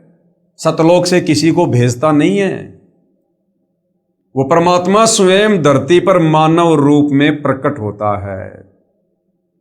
तो वर्तमान में धरती पर वो परमात्मा कबीर देव एक मानव रूप में सतगुरु रामपाल जी के नाम से स्वयं ही प्रकट है। अब इतने बढ़िया प्रमाण मिल रहे हैं भाई और बहनों, लेकिन ये विश्वास उन्हीं को होगा जिन आत्माओं के संस्कार बहुत ही मजबूत हैं, जिन्होंने अपने गुरुदेव भगवान पर पूर्णतः विश्वास कर लिया है, जिन्होंने सृष्टि रचना को कई बार सुन के और अपने मन में ये विश्वास पैदा कर लिया है कि पूज्य गुरुदेव भगवान ने जो कहा है और जो प्रमाणित करके दिखाया सर्व धर्म शास्त्रों से अपने आध्यात्मिक ज्ञान को, उसके अलावा सब यहाँ पर झूठ है। तो उन्हीं आत्माओं को विश्वास होगा कि वास्तव में आज इस धरती पर पूज्य गुरुदेव सतगुरु रामपाल जी के नाम से स्वयं कबीर भगवान, कबीर परमात्मा जी ही प्रकट हैं। यानी सतगुरु रामपाल जी कबीर जी के कोई अवतार, उनके द्वारा भेजे गए दास या उनके द्वारा सतलोक से भेजी गई कोई आत्मा नहीं है, ये स्वयं ही परमात्मा है। मानवता के इस पूर्ण विकास का काम अनादिकाल से भारत ही करता आया है। मानवता के इस पूर्ण विकास का काम यानी आत्मा को आध्यात्मिक ज्ञान देकर, सतभक्ति देकर जागृत करने का काम, आप और हमें सतभक्ति मार्ग देकर अपने परमपिता परमेश्वर के विषय में जानकारी देने का काम ये भारत देश ही करता आया है। क्योंकि गुरुदेव भगवान बार बार कहते हैं कि बच्चों, ये जो भारत देश है ये अध्यात्म की यूनिवर्सिटी है। परमात्मा यहीं से अपने मार्ग की हर युग में शुरुआत करते हैं। मानवता के इस पूर्ण विकास का काम अनादिकाल से भारत ही करता आया है। इसी पुण्य भूमि पर अवतारों का अवतरण अनादिकाल से होता आ रहा है। लेकिन कैसी विडंबना है कि ऋषि मुनियों, महापुरुषों व अवतारों के जीवन काल में उस समय के शासन व्यवस्था व जनता ने उनकी दिव्य बातों व आदर्शों पर ध्यान नहीं दिया और उनके अंतर ध्यान होने पर यानी उनके जानने पर दुगने उत्साह से उनकी पूजा शुरू करके पूजने लग जाते हैं। यानी कोई भी महापुरुष जब इस धरती पर प्रकट होता है हम आत्माओं के भले के लिए, हमारे उपकार के लिए, तो उस समय जो वर्तमान समय की शासन व्यवस्था होती है यानी उस समय के जो राजा होते हैं और उस समय की जो जनता होती है, उस समय तो उन महापुरुषों के साथ में वाद विवाद करेगी, लड़ाई झगड़ा करेगी कि तेरे को किसने भगवान बना दिया, भगवान तो निराकार है, तो हमारे जैसा इंसान है, माँ के गर्भ से जन्म लेके आया है। उनकी बातों पर कोई विशेष ध्यान नहीं देता है।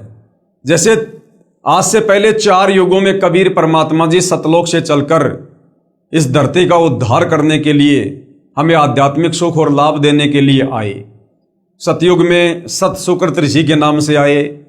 मनु ने उनका नाम ही वामदेव रख दिया कि तू तो वेदों के उल्टा ज्ञान दे रहा है।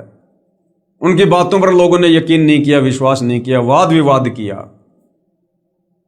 उसके बाद त्रेता युग में कबीर परमात्मा मुनिंद्र नाम से आए, द्वापर में करुणामय ऋषि के नाम से आए और कलयुग में 650 साल पहले अपने ओरिजिनल नाम कबीर देव के नाम से आए, जिनको हम कबीर जी कहते हैं, कबीर साहिब कहते हैं।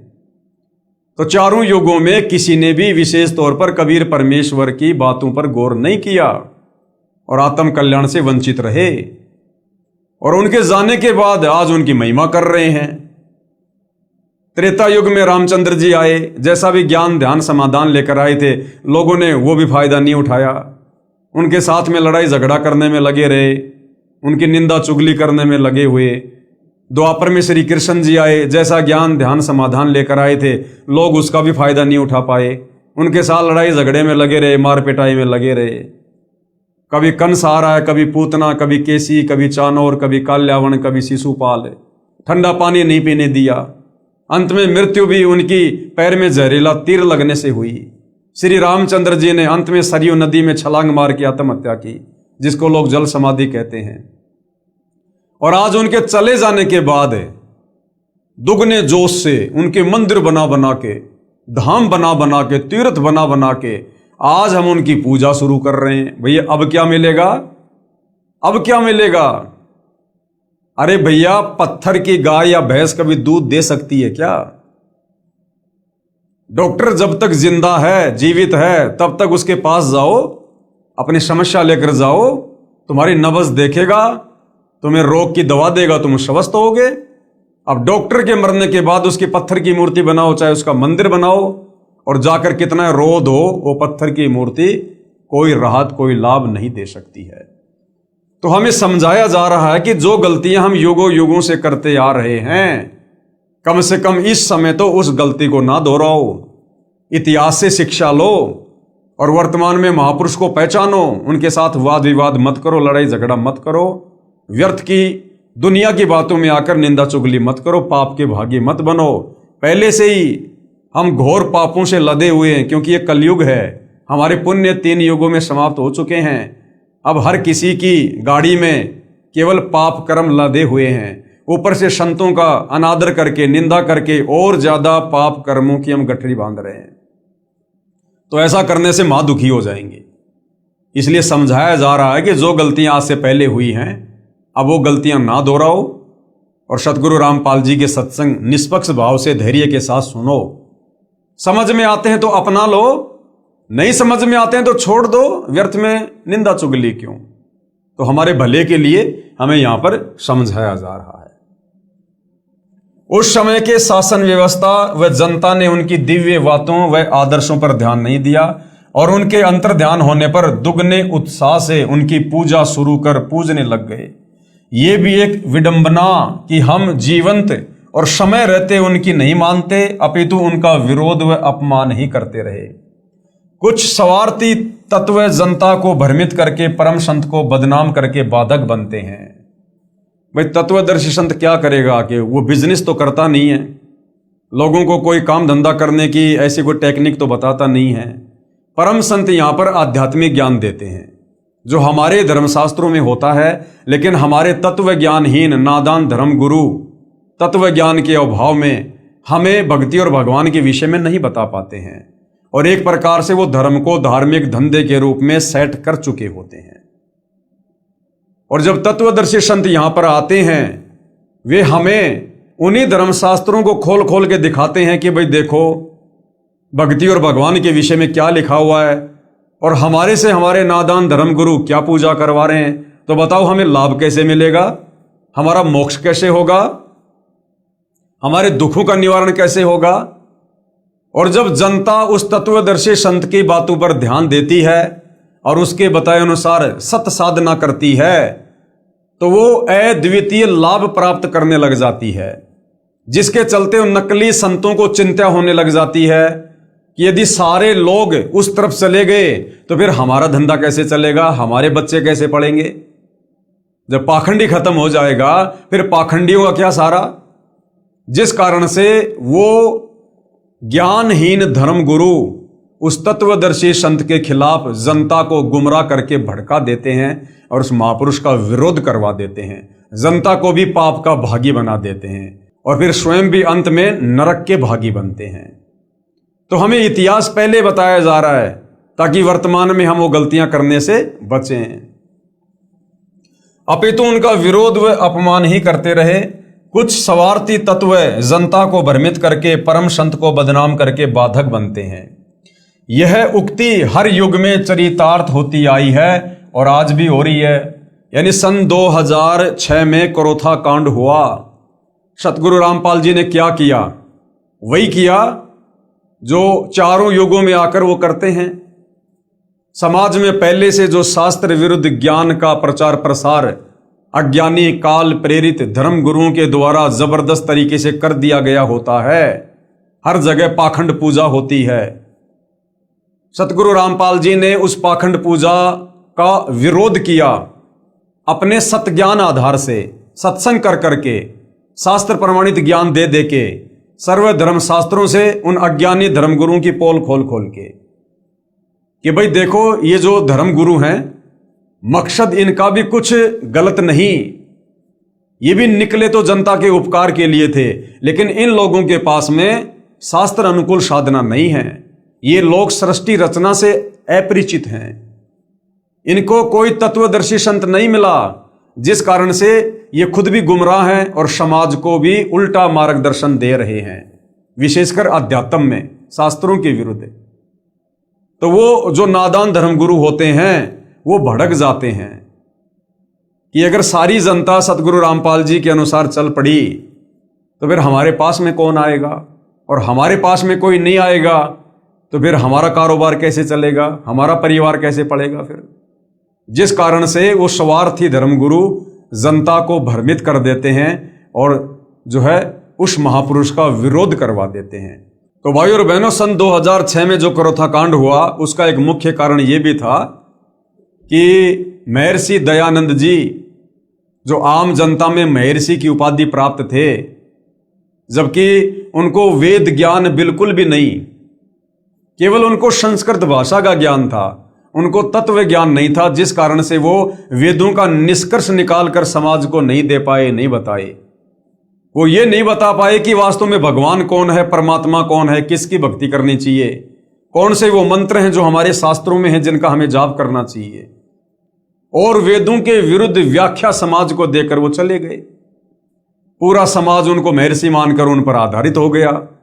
अब सतगुरु रामपाल जी ने आकर जब उनके वेद ज्ञान को अपने उस अमर तत्व ज्ञान से कंपेयर करके समाचार पत्रों के माध्यम से, टीवी चैनलों के माध्यम से दिखाया कि भाई देखो, महर्षि दयानंद जी अपनी सत्यार्थ प्रकाश पुस्तक में जो कहा करते थे कि ये पुस्तक वेदों के अकॉर्डिंग है, इस पुस्तक में जो भी लिखा है वेदों के अनुसार लिखा है, तो सतगुरु रामपाल जी ने चारों वेदों को भी सामने कर दिया और सत्यार्थ प्रकाश को भी जो है जनता के सामने कर दिया कि देख लो भाई, इस सत्यार्थ प्रकाश में लिखा गया ज्ञान वेदों के अनुसार तो 1% भी नहीं है, 1% भी। तो लोग रह रहकर सतगुरु रामपाल जी की शरण में आने लगे और शत भक्ति करने के चलते अद्वितीय आध्यात्मिक लाभ प्राप्त करने लगे, जिस कारण से आर्य समाज के जो चंद जो धर्म गुरु हैं, अब उनकी रोजी रोटी पे समस्या आ गई।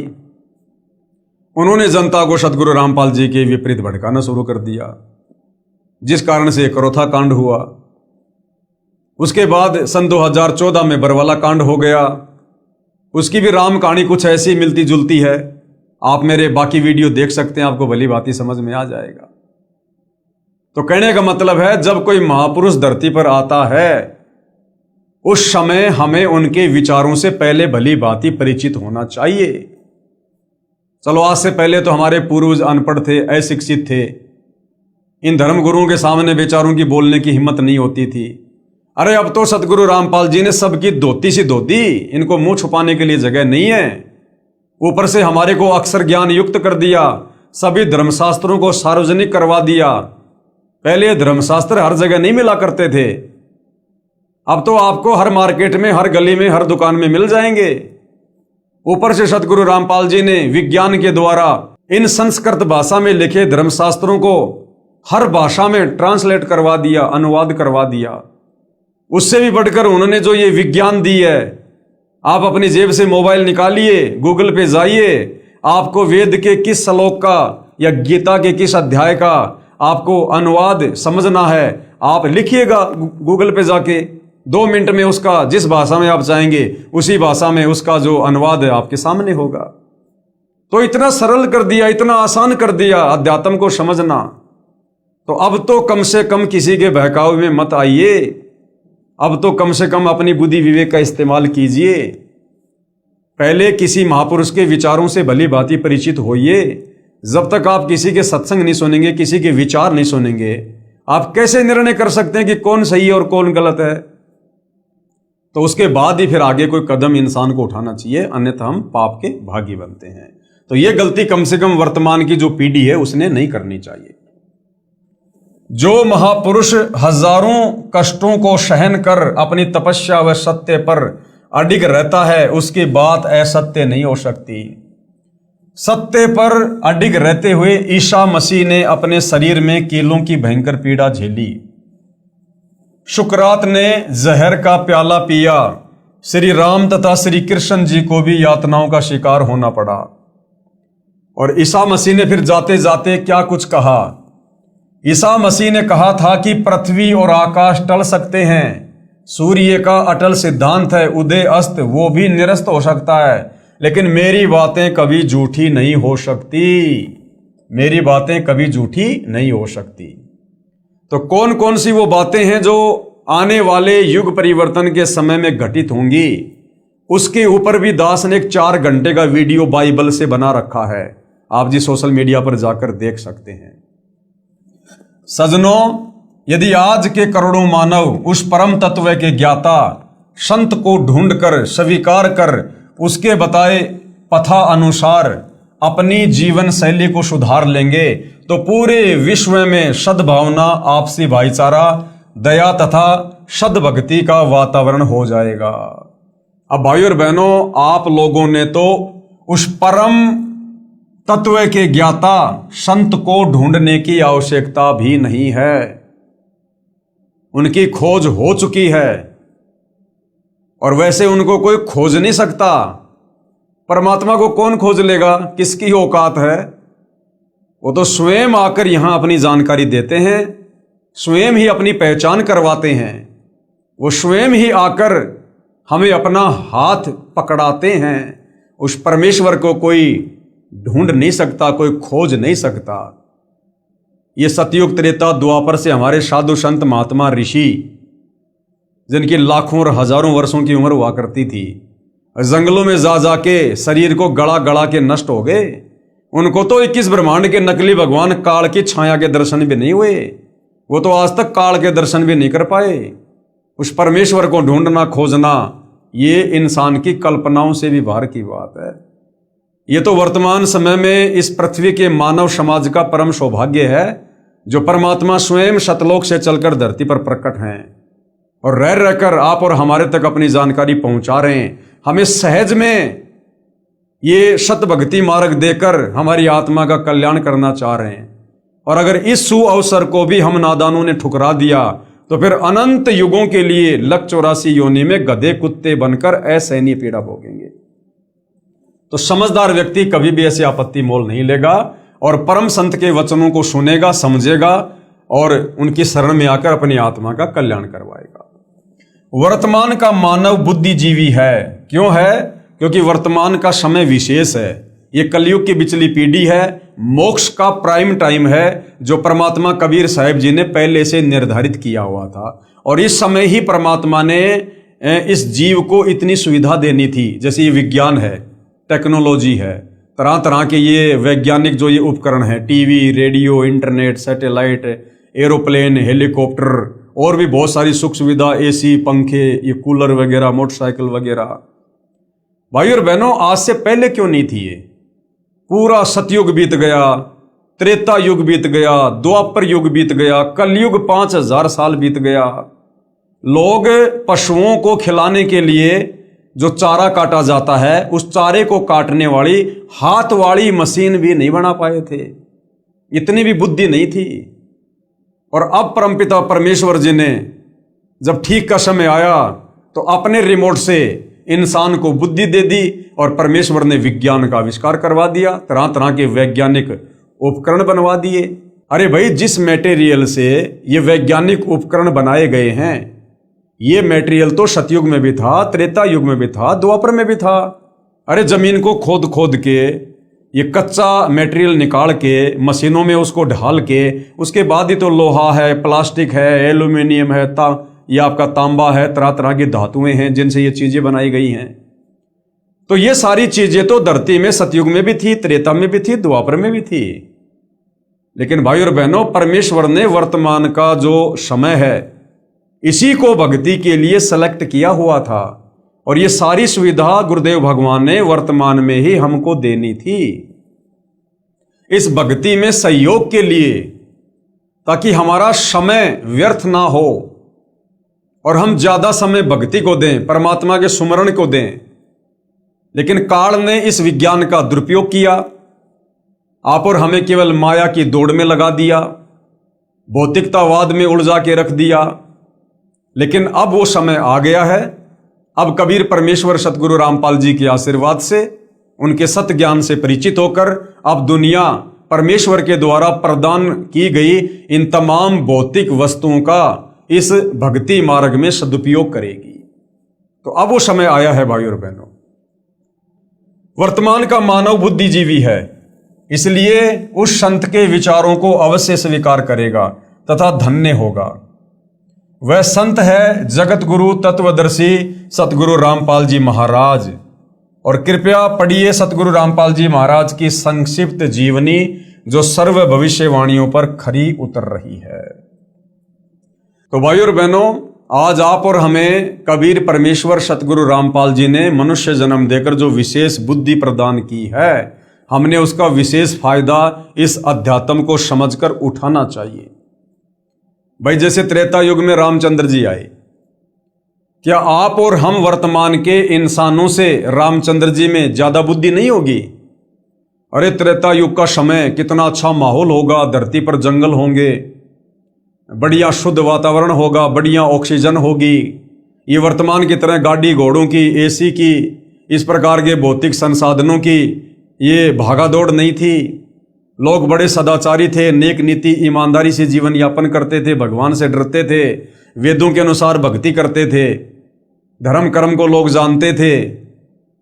ये वर्तमान की तरह लोग पैसे के पीछे नहीं भागा करते थे। तो सोचिए त्रेता युग का समय और स्वयं धरती पर विष्णु जी रामचंद्र रूप में, वो विष्णु अवतार रामचंद्र जी। क्या आज हम इस कलयुग के इंसान जो हर प्रकार से विषय विकारी हैं, बुराइयों में घिरे हुए हैं, लोभ लालच हमारे अंदर भरा हुआ है, क्या आप और हमारे अंदर श्री रामचंद्र जी से भी ज्यादा बुद्धि है क्या? जो हमने ये वैज्ञानिक उपकरण बना लिए होंगे, हमारी बुद्धि उन त्रेता युग के मनुष्यों की तुलना में ऊंट के मुंह में जीरे के बराबर भी नहीं है। हम नेक नीति, ईमानदारी में, इंसानियत में, मानवता में श्री रामचंद्र जी और जो त्रेता युग में जो इंसान थे उनके पैर के नाखून के बराबर भी नहीं है। तो फिर वर्तमान का इंसान अपनी बुद्धि से, अपने स्तर से इस विज्ञान को कैसे बना सकता है? कैसे हेलीकॉप्टर बना सकता है? कैसे वायुयान बना सकता है? जब श्री रामचंद्र जी नहीं बना पाए, क्या उनको एरोप्लेन की आवश्यकता नहीं थी? अरे जब उनकी पत्नी को रावण उठाकर ले गया था और उन्होंने सेना लेकर जानी थी लंका में, तो चाहते तो वो भी एरोप्लेन बना लेते, हेलीकॉप्टर बना लेते। उनको समुद्र पे वो पुलिया बनाने की आवश्यकता क्यों?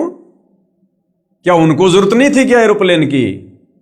लेकिन उस समय परमात्मा ने ये विज्ञान नहीं देनी थी, इंसान को ये बुद्धि नहीं देनी थी। ये समय परमात्मा ने वर्तमान का निश्चित किया हुआ था। ये वर्तमान में ही परमेश्वर ने सब कुछ करना था। तो भाई और बहनों, इस विज्ञान के दम पर इंसान जो भगवान को भूल चुका है कि विज्ञान ही सब कुछ है, वो भाई बहुत बड़ी भूल में है, बहुत बड़ी भूल में। ये इंसान के दिमाग की खोज नहीं है। अगर इंसान ने करना होता तो इंसान तो 40 लाख साल से, सतयुग से इसी धरती पर था और बड़े बड़े इंसान, बड़े बड़े महापुरुष, साधु संत महात्मा ऋषि होकर चले गए। वो भी ये उपकरण नहीं बना पाए जो दया परमपिता परमेश्वर ने वर्तमान में इस भक्ति मार्ग में सहयोग के लिए आप और हमें प्रदान की है। इन वैज्ञानिकों को सद्बुद्धि देकर परमात्मा ने जो ये आविष्कार करवाए हैं। कौन परमात्मा? कबीर देव। कौन कबीर देव? वर्तमान में सतगुरु रामपाल जी। तो भाई और बहनों, आज परम पूज्य परमेश्वर सतगुरु रामपाल जी आप और हमारी आत्मा के कल्याण के लिए, हमारे मोक्ष के लिए किसी प्रकार से कोई कमी, कोई कसर नहीं छोड़ रहे हैं। तो आप और हमारी भी जिम्मेदारी बनती है कुछ 2 कदम आगे बढ़ने की, बुद्धि विवेक का इस्तेमाल करने की। पहचानो अपने परमपिता परमेश्वर जी को। इस काल ने हमें जाति और धर्मों की दीवारों में बांध के रख दिया। ये सर्व के तारणहार हैं, सर्व के उद्धारक हैं, सबके शुभ चिंतक हैं, क्योंकि सतगुरु रामपाल जी सर्व सृष्टि के रचयिता हैं। सभी आत्माओं को इन्होंने अपने वचन से उत्पन्न किया था सतलोक में। सृष्टि रचना पढ़ोगे तब आपको समझ में आएगा। तो ये असल में हमारे पिता हैं, हमारी आत्मा के पिता हैं। और यदि हमने इनको इस समय इनके ज्ञान को समझकर ना पहचाना, तो भाई और बहनों, फिर हम लंबे समय के लिए इस काल बलि के 21 ब्रह्मांड में यहीं पर असहनीय कष्ट और पीड़ाओं का सामना करने के लिए छोड़ दिए जाएंगे। आज मनुष्य जन्म में है, ये 184 योनियां भोगने के बाद मिलता है ये चोला। मानव जन्म दुर्लभ है, ये मिले न बारंबार, जैसे पेड़ से पत्ता टूट जाए भंवर न लगता डार। हम 184 योनियां भोगने के बाद आए इस मनुष्य जन्म में। एक चक्कर 184 का काटने के बाद मिलता है, ये परमात्मा का विधान है। कोई ये ना समझे मैं आज राष्ट्रपति हूं, प्रधानमंत्री हूं, गांव का सरपंच हूं, बहुत बड़ा पैसे वाला हूं, मैं बड़ी सेलिब्रिटी हूं, मैं कोई क्रिकेटर हूं, कोई हीरो हूं, तो मैं तो पहले भी ऐसा ही था और मैं तो आगे भी ऐसा ही रहूंगा। आप चाहे वर्तमान में देश के राष्ट्रपति हो, चाहे फिल्मी हीरो हो, चाहे कितने बड़े धनपति और कुबेरपति हो, अगर वर्तमान में सतगुरु रामपाल जी से उपदेश लेकर भक्ति का बीज नहीं बोया, तो अगले जन्म में सीधे 184 योनि में गधे, कुत्ते, सुअर बनकर गोबर खाओगे। आप लोग इस काल बलि के षड्यंत्र से परिचित नहीं हो अभी, क्योंकि अभी आप अध्यात्म से दूर हो। अभी आपको सृष्टि रचना का ही नहीं पता। जब तक हम इस काल की 21 ब्रह्मांड की गंदी व्यवस्था से परिचित नहीं होंगे, हमारी भक्ति में रुचि बनेगी नहीं। और रुचि नहीं बनेगी तो इसी प्रकार हम संतों का विरोध करके अपने कर्म फोड़ते रहेंगे। और ये अनमोल मनुष्य जन्म जो परमात्मा ने दिया, जिसकी कोई कीमत ही नहीं हो सकती, हम इसको यूं ही कोडियों के भाव बर्बाद करके, दो रोटी के चक्कर में, झूठी मान बढ़ाई के चक्कर में समाप्त करके निकल लेंगे। अगले जन्म में गधे बनकर फिर कुम्हार के नीचे लटकाएंगे, या सुअर बनकर फिर लैट्रिन खाते फिरेंगे। फिर ना तो हमें कोई समझाने वाला मिलेगा और ना हम किसी की बात समझने के योग्य रहेंगे। तो भाई और बहनों, आज ये वक्त है, आज ये समय है, ये मनुष्य जन्म में जो सुविधा हम ले रहे हैं ना, ये सुविधा भी परमात्मा कबीर साहिब की रजा से हमें मिल रही है, क्योंकि वो भगवान वर्तमान में धरती पर है। अन्यथा भाई और बहनों, विचार कर लो, आज से 40-50 साल पहले, आज से 40-50 साल पहले गेहूं का, बाजरे का क्या भाव होगा? 5 रुपए किलो या 4 रुपए किलो मान लो, 2 रुपए किलो मान लो, इतना सस्ता था। और जिस समय ये गेहूं बाजरा 2 रुपए किलो था, 5 रुपए किलो था, उस समय लोग पेट भर के नहीं खा पाते थे, पेट भर के। और आज यही गेहूं, यही आटा 50-50 रुपए किलो हो गया शहरों में, 50-50 रुपए किलो, और आज लोग इसको बर्बाद कर रहे हैं। तो इतनी सुख सुविधा इस कबीर भगवान सतगुरु रामपाल जी के धरती पर प्रकट होने से है, क्योंकि जहां ये परमात्मा प्रकट होता है संत रूप में, वहां पर खुशहाली खुशहाली आ जाती है। लेकिन ये सदा नहीं रहेगी। अगर सदा के लिए चाहिए तो सतगुरु रामपाल जी के ज्ञान को समझकर, उनकी शरण में आकर, आजीवन मर्यादा में रहकर भक्ति करके उनके साथ सतलोक जाने की तैयारी पकड़ लो। वो सतलोक जाने के बाद हमें सदा सदा के लिए सुख मिलेगा। वहां हमें सर्व वस्तुएं फ्री में मिलेगी, मुफ्त में। वहां हमारा जन्म मरण से पीछा छूटेगा, गधा कुत्ता सूअर बनने से पीछा छूटेगा। और यदि इस सु अवसर का मनुष्य जन्म प्राप्त करके अध्यात्म से दूर रहकर, इस झूठी मान बढ़ाई, शानो शौकत के चक्कर में, दुनिया के बहकावे में, लोक लाज में, अगर आपने ये सु अवसर गवा दिया, परम संत की संगत नहीं की, गुरुदेव सतगुरु रामपाल जी से उपदेश लेकर भक्ति नहीं की, और आत्मा का कल्याण नहीं हुआ, तो भाई और बहनों, फिर 184 योनियां तैयार हैं। फिर इस काल का डंडा 24 घंटे सिर पे पड़ेगा, 24 घंटे। फिर ये 56 प्रकार के भोजन नहीं मिलेंगे, मनमर्जी का काम नहीं चलेगा। अभी तो जैसे मन में आया, जब चाय पी ली, दूध पी लिया, जूस पी लिया, फल फ्रूट खा लिए, मन में आया घूमने चले गए, फिरने चले गए, पैर में कांटा लग गया, पीड़ा हो गई, बुखार चढ़ गया, जुकाम हो गई, घर वालों को बता दो कि मुझे पेट में दर्द हो रहा है, घर वाले डॉक्टर के पास ले जाएंगे, इलाज करवा लेंगे, आप शांत हो जाओगे। कल को गधे बनेंगे, कुत्ते बनेंगे, बैल बनेंगे, गाय बनेंगे, गधे बनेंगे। अगर पैर में कोई कील चुभ गई ना, मुंह में जुबान भी होगी, हम अपने मालिक को बोलकर बता नहीं पाएंगे कि भाई मेरे पैर में कांटा चुभ गया, कील चुभ गई, दर्द हो रहा है। वो पीछे से मारेगा डंडा कि ये चल क्यों नहीं रहा। हमें पता है कि पैर में कील चुभ गई, लेकिन हम बता नहीं पाएंगे उसको। इतनी भी हमारे अंदर ये बुद्धि नहीं छोड़ेगा काल 184 योनियों में, और कष्ट पे कष्ट उठाएंगे, कष्ट पे कष्ट।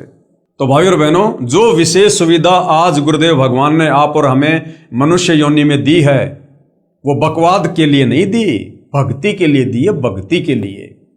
और परमेश्वर के इस अनमोल गिफ्ट को यदि हमने सदुपयोग नहीं किया, सत भक्ति नहीं की, तो परमेश्वर फिर बहुत तगड़े तरीके से नाराज होगा, तगड़े तरीके से।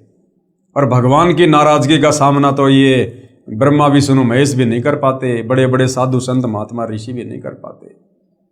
तो भाई और बहनों, आज सुअवसर है, मौका, हम तो प्रार्थना कर सकते हैं। वैसे तो आध्यात्मिक लोगों को पागल की श्रेणी में समझा जाता है, लेकिन एक समय में उन पागल लोगों का भी सत्कार होता है। जब द्वापर में श्री सुदामा जी थे, कितने गरीब थे, कितने निर्धन थे, कैसे अपना गुजारा किया करते थे, लोग उनको पागल मूर्ख कहा करते थे। क्या रखा भक्ति में, क्या रखा, कुछ नहीं, तेरी हालत देख, तेरे को क्या दे दिया भगवान ने। आज उस सुदामा की कथाएं घर घर में सुनी जाती है, घर घर में कही जाती है। तो कहने का मतलब है, जब कोई महापुरुष धरती पर होता है ना, उस समय हम उनकी पहचान नहीं कर पाते और हम उनसे फायदा नहीं उठा पाते, और जाने के बाद फिर हम उनके गीत गाते। अब झूठे गीत गाने से क्या मिलेगा? कुछ नहीं मिलेगा। तो आज मौका है, स्वयं कबीर भगवान तत्वदर्शी संत के रूप में, जगत के तारणहार के रूप में, सतगुरु रामपाल जी के नाम से स्वयं धरती पर प्रकट हैं। अरे इनके जाने के बाद तो दुनिया इनकी महिमा करेगी, दुनिया। लेकिन बाद में सूखी महिमा करने से क्या फायदा?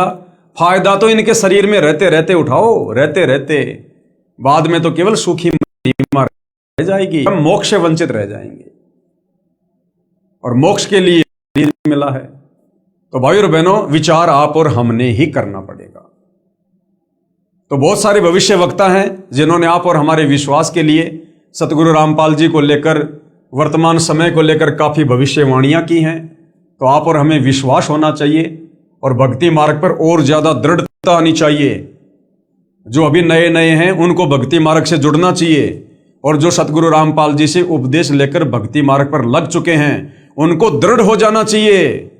अगर साक्षात ये काल बलि भी धरती पर किसी संत रूप में प्रकट होकर या किसी सतगुरु रामपाल जी के विरोधी के रूप में प्रकट होकर यदि हमें भ्रमित करने का प्रयास करे, इस भक्ति मार्ग से डगमग प्रयास करे, हमारी कोई मर्यादा तोड़वाने का प्रयास करे, तो हम इतने दृढ़ हों कि उस काल बलि को भी मुंह की खाकर जानी पड़े। तो भाई और बहनों, आप और हमने फायदा उठाना, फायदा इस मनुष्य चोले को सफल करना है। तो भाई और बहनों, आज के ज्ञान गंगा पर बन रहे इस वीडियो में केवल इतना ही। नेक्स्ट वीडियो में हम परम पूज्य परमेश्वर सतपाल जी का जो संक्षिप्त लीला में जीवन है उसके विषय में हम थोड़ी सी जानकारी प्राप्त जो है वो करेंगे। तो आज के वीडियो में केवल इतना ही। गुरुदेव भगवान हम सबको आज्ञा दे, सद्बुद्धि दे, हमारा मार्गदर्शन करे। बंदी छोड़ सतगुरु रामपाल जी परमेश्वर जी की जय हो।